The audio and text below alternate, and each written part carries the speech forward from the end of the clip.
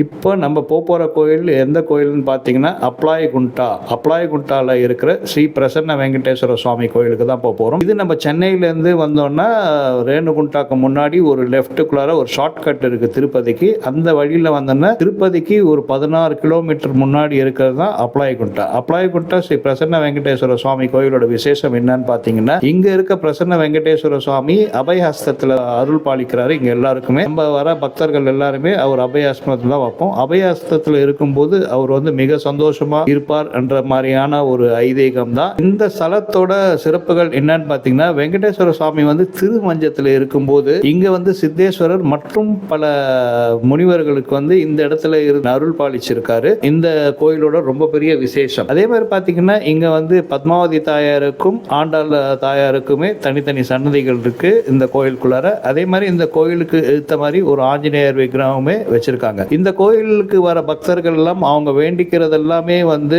சிறப்பாக நடக்கும் என்ற மாதிரியும் அந்த மாதிரி ஒரு அருள் தான் இங்க பிரசன்ன வெங்கடேஸ்வர சுவாமி தரார் என்ற மாதிரி சொல்றாங்க. அதே மாதிரி முக்கியமா இந்த கோயிலுக்கு வரவங்கெல்லாம் யாருன்னு பார்த்தீங்கன்னா, பல நாள் பட்டு உடம்பு உபாதைகள் சில உடம்புல இருக்க பல பிரச்சனைகளுக்காக இங்க வந்து பிரசன்ன வெங்கடேஸ்வர சுவாமி கிட்ட வேண்டிக்கினாங்க. அதெல்லாமே வந்து கூடிய விரைவில் சரியாயிடும் என்ற மாதிரி தான் இங்க எல்லாருமே சொல்றாங்க. இந்த இடத்துக்கு வந்தவங்க எல்லாருமே சொல்றதும் அதுதான். இங்க போனா அந்த நோய்கள்ல இருந்து விடுபடலாம் என்ற மாதிரி தான் சொல்லியிருக்காங்க. இந்த கோயில் பார்த்தீங்கன்னா 1232ஆம் ஆண்டு கார்வேட் நகரம் மன்னன் ஸ்ரீ வெங்கடேச பெருமாள் ராஜு பிரம்மதேவ மகாராஜா என்கிறவரால் தான் இந்த கோயில் கட்டப்பட்டது. இந்த கோயில் வந்து 1988ஆம் ஆண்டு வந்து டிடிடி திருமல திருப்பதி தேவஸ்தானம் கிட்ட ஒப்படைக்கப்பட்டது.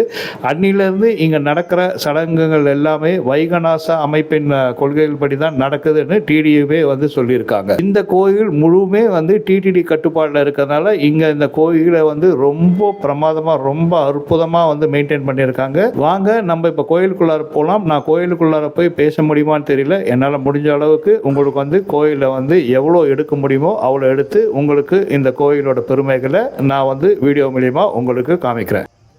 கோயிலோட நுழைவாசல் இங்கேருந்து தான் போகணும். ஒரு கியூவாக போகிறாங்க. பாருங்கள் எவ்வளோ பிரமாதமாக இருக்குது பார்க்கறதுக்கே அந்த கோபுரம். இப்படியே உள்ளார போய் ஆக்சுவலாக பார்த்தீங்கன்னா எங்களை வந்து மெயின் பிரசன்ன வெங்கடேஸ்வர சுவாமி நம்ம ரைட் சைடில் இருக்க அதுதான் சந்நிதி. அந்த இடத்துல வந்து நம்மளை வந்து ஃபோன் யூஸ் பண்ண விடலை, அதனால் வீடியோ எடுக்க முடியல. இப்போ நம்மளுக்கு எதிர்த்த மாதிரி இருக்கிறது பத்மாவதி தாயாரோட சந்நிதி. அதை வந்து வலம் வந்துன்னு இருக்கோம். இது வலம் வந்தோன்னே அந்த பக்கம் வந்து ஆண்டாள் தாயாரோட சந்நிதி இருக்கு. இப்ப அதை நோக்கி தான் நம்ம போயிட்டு இருக்கோம். ஆண்டாள் தாயாரோட சன்னதியை சுத்திட்டு வந்துட்டோம். வில்வ மரம் இருக்குங்க. ஒரு பழைய காலத்து மரம், ரொம்ப பழமையான மரமா இருக்குது. அந்த இடத்துல நேர் எதிர்த்த மாதிரி தெரிகிறது தான் பிரசாத கவுண்டர். அந்த இடத்துல வந்து நிறைய மக்கள் இருக்காங்க. நம்மளால முடிஞ்ச அளவுக்கு எல்லாமே திருட்டுத்தனமாக தான் எடுத்துன்னு இருக்கோம். வந்து அங்கே எடுக்க விடலை. இது உள்ளார இருந்து இருக்கிற கோபுரத்தோட பின் இது கிரஜஸ்தம்பம் இருக்கு, தூண் இருக்குங்க. எல்லாருமே இங்க கோவிந்தா கோவிந்தான்னு சொல்லி ஒரு கோஷம் போட்டு வந்து தங்களோட பக்தியை வந்து வெளிப்படுத்தின்னு இருக்காங்க. இதுதான் பிரசாத கவுண்டர். அந்த இடத்துல இன்னைக்கு கொடுத்தது என்னன்னு பார்த்தீங்கன்னா புளியோதரை. திரும்பி ஒன்று கேட்டோம், ரெண்டுமே கொடுத்தாங்க. ரொம்ப நல்லா இருந்தது. டிடிடினாலே வந்து புளியோதரை வந்து ரொம்ப ஃபெமிலியரு.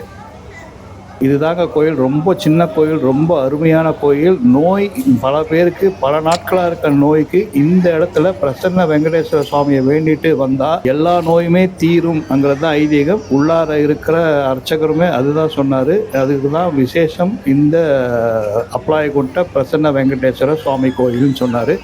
இப்போ நம்ம எல்லாம் முடிச்சாச்சுங்க, வெளியில் போகிறோம். இது அகைன் நம்ம உள்ளார வந்த வழியில் வெளியில் போயிட்டு இருக்கோம். ரொம்ப அருமையான கோயில், ரொம்ப நல்லா இருக்குது. ரொம்ப சின்ன கோயில் இருந்தாலுமே ரொம்ப சுத்தமாக நீட்டாக அந்த ஒரு ப்ளசன்ட்னஸ் ரொம்ப அருமையாக இருந்ததுங்க. உண்மையிலேயே வந்து மனசுக்கு வந்து ரொம்ப அமைதியும் ரொம்ப நிம்மதியாகவே இருந்தது. இந்த பிரசன்ன வெங்கடேஸ்வர சுவாமியை போய் வேண்டிட்டு வந்தது. இப்போ நம்ம முடிச்சிட்டோம். இந்த வீடியோ உங்களுக்கு பிடிச்சதுன்னா லைக் பண்ணுங்கள். இன்னும் மேலும் மேலும் பல கோயில்களில் போடுறதுக்கு ஒரு தூண்டுதலாக இருக்கும்.